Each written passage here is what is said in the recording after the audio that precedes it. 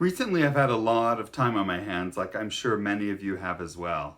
So I've been using that time to review the natural planetary relationships. And I wanted to do a video that shared some of the ways I've learned to memorize the relationships. And in doing so, I'm incorporating some Vedic history as well as elements about the signs and everything so that it really gives you a deeper insight as to why the planetary groups exist and how they reinforce each other. I hope you find this helpful.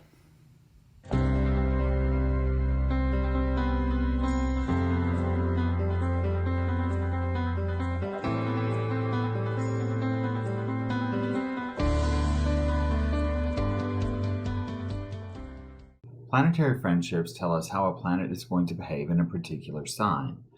I found memorizing these relationships to be challenging when I first started studying astrology, and it was only after I spent time working with each relationship that I started to see the organizational structure from which these relationships may have arisen.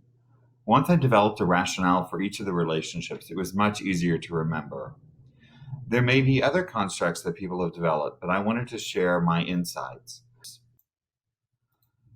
There are 7 levels of planetary friendship.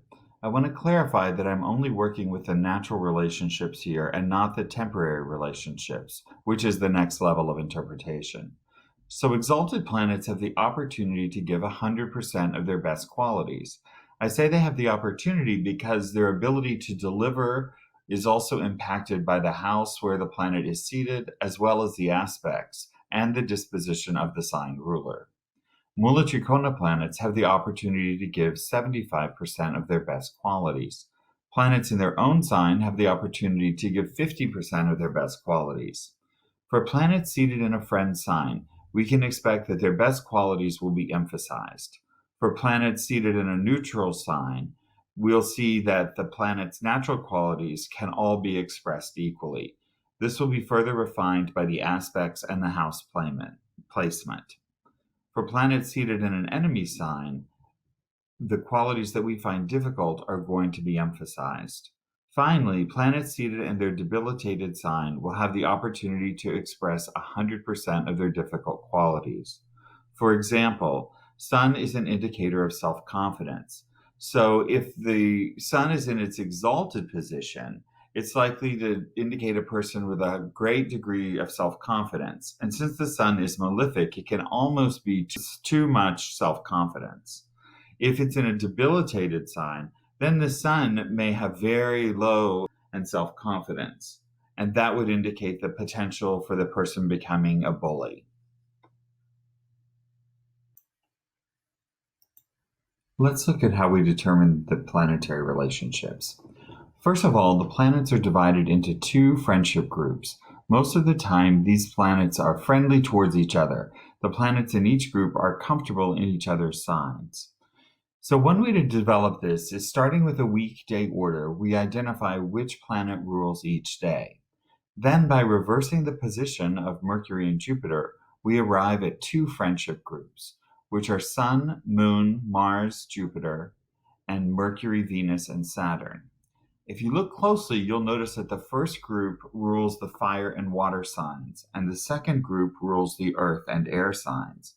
Further, fire signs are always in opposition to air signs, as Aries is 180 degrees from Libra, and water signs are also in opposition to earth signs. Cancer is opposite to Capricorn, which may be the reason for the enmity between these 2 groups. If we use the rule, the enemy of my enemy is my friend, we can perhaps see why fire allies with water and air allies with earth. These 2 groups form the basis of friendships and enemies among the planets. But the next step is to determine how we find the neutral relationships between the 2 groups. This is where all the exceptions begin. We're going to walk through each of the relationships, and I will explain how the planetary cabinet and a few related histories can explain these exceptions. Let's look at the Sun. Here we see that he is friends with his natural friend group, Moon, Mars, and Jupiter, but he's neutral to Mercury while remaining enemies with Venus and Saturn. Sun is the king in the celestial cabinet, and Mercury is the crown prince. Therefore, the Sun has ambivalent feelings towards Mercury. He's the key to perpetuating the solar dynasty, but it's also threatening to have him around in case he gets impatient and tries to take the throne. On the bottom half of the screen, you'll see how the Sun feels in each sign. He's exalted at 10 degrees Aries, Mula Trikona in his own sign of Leo from 4 degrees to 20 degrees, and is debilitated at 10 degrees of Libra. Otherwise, he follows the natural pattern of relationships.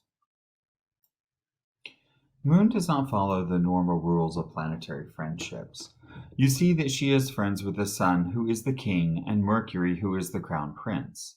As she's likely to outlive her husband, the Sun, she must keep good relationships with the king and the next in line so that she maintains power. The Moon is very diplomatic and maintains a neutral relationships with all of the other planets. As we go sign by sign, we see again that the Moon does not follow the standard rules. Moon is exalted at 3 degrees of Taurus and Mula Trikona from 4 degrees to 20 degrees in Taurus as well. So the Moon's position must be closely studied. Moon is debilitated at 3 degrees of Scorpio. The predominance of neutral signs may contribute to the Moon's changeable nature, which is often reflected in our emotional life. Mars is friends with Sun, Moon, and Jupiter per the friendship group, but he is neutral towards Saturn and Venus. Capricorn, which is ruled by Saturn, is Mars' sign of exaltation, so this improves his outlook on the planet Saturn. As the commander-in-chief of the celestial army, he can fully express his nature while in the company of Saturn, the servant, and Venus, who advises the king on worldly matters. However, the thought of someday reporting to the crown prince Mercury does not appeal to Mars' disciplined nature. Considering the elements for a moment, Mars is a fire planet and Venus is a water planet, so they maintain a neutral stance, as their elements are not complementary, while the fire of Mars needs Saturn's air to survive. Mars is exalted in Capricorn and debilitated in watery Cancer. Aries is his Mula Trikona sign. Mercury is the other planet that does not follow the standard planetary friendship rules. He is friends with Sun and Venus. Sun is his path to the throne, so he maintains that relationship, while Venus is all about entertainment, good food and drink, and all the other pleasurable pursuits that interest the young prince. He's unconcerned with the discipline of Mars, the conservative wisdom of Jupiter, and the servant Saturn, so he is neutral towards them and expresses himself freely when placed in their signs, a quality that is not appreciated by Mars or Jupiter, who consider him to be an enemy. Mercury has one enemy, and that is the Moon.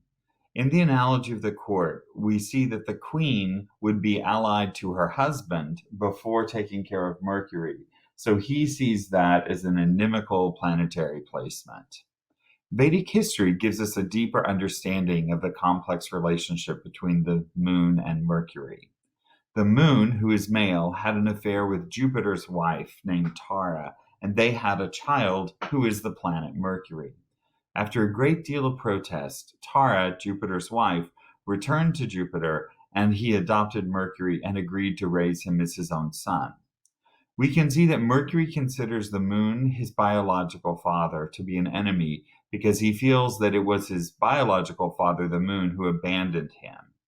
He remains neutral towards Jupiter, his adopted father. Whenever Mercury transits Sagittarius or Pisces, where he is debilitated, I can almost hear him running through the sign yelling, "You're not my father," as a sign of protest and exerting his authority in that neutral relationship. Mercury, like his birth father, the Moon, is exalted in an even sign, Virgo, where he also has his Mula Trikona degrees. Further, he's debilitated in Pisces, the even sign ruled by his adopted father. I want to emphasize that all of the planets except Moon and Mercury take their own odd sign as their Mula Trikona sign. So these are some of the ways that Mercury does not follow the standard rules.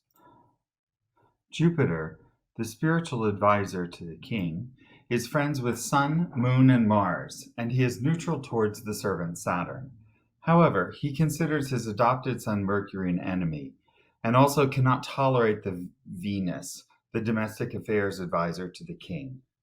Jupiter is exalted in Cancer, which agrees with his sattvic pure nature, but is debilitated in the tamasic sluggish sign of Capricorn. Sagittarius is his Molus Tricona sign, where he can express his commitment to justice and higher knowledge. Venus often strives for balance, and you will note that he has 2 friendships, 2 neutral relationships, and 2 inimical relationships. He is friends with Mercury and Saturn, his natural friend group. Venus returns Mars's neutral feelings towards him, and is also neutral to Jupiter, even though Jupiter considers Venus to be an enemy. Venus's 2 natural enemies are the Sun and Moon. Perhaps this is because Venus likes to be seen, and only the Sun and Moon can eclipse his bright star in the sky. Venus is exalted in Pisces and debilitated in Virgo. His Mula Tricona sign is his odd sign of Libra. Now we come to Saturn, who maintains his natural friendships with Mercury and Venus, and is neutral towards Jupiter. However, when he is in Sun, Moon, or Mars' signs, his worst characteristics are prominent. We must remember that Saturn was born a prince, and then it was discovered that he was an illegitimate child of the Sun, and was reduced to becoming a servant at the court. No wonder he feels angry towards the Sun and the Moon. And while Mars is exalted in Saturn's sign of Capricorn, Saturn is debilitated in Mars' sign of Aries, where the fire consumes Saturn's airy nature. Saturn is exalted in Libra, and his Mula Tricona sign is his odd sign of Aquarius. Here's a summary grid of all the natural planetary relationships. The best way to learn them is to make an empty grid and write the relationships every day, starting at the new moon, until we reach the next new moon. Then you'll really know them. I know this has been a lot of information, but remember you can always review this video. Thank you for watching. I hope this has been helpful to you as you continue your astrological studies. Please like and subscribe so that we can stay in touch. Namaste.